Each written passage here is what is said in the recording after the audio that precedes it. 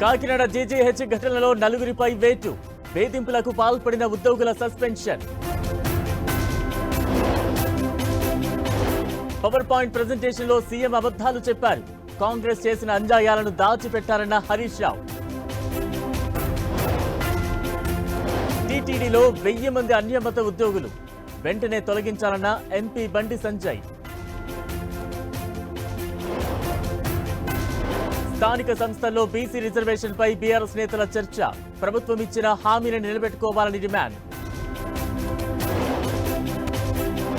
HCA కేసులో వెలుగులోకి సంచలన విషయాలు, కోట్ల రూపాయల నిధులు గోల్మాల్.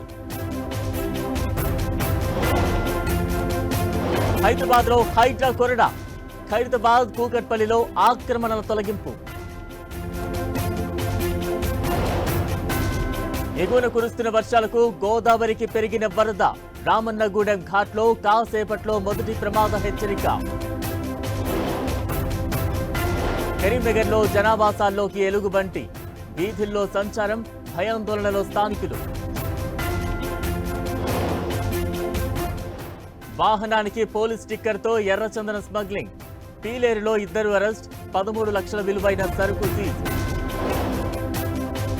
అండమాన్ దీవుల్లో చిక్కుకున్న అమెరికా నౌక, 2 సైలర్లను రక్షించిన Indian coast guard.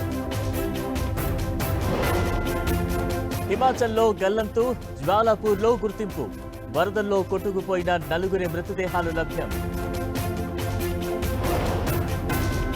Vadodara bridge ప్రమాదంలో 17కు చేరిన మృతుల సంఖ్య, నిర్లక్ష్యంగా వ్యవహరించిన 4 ఇంజనీర్లు సస్పెన్షన్.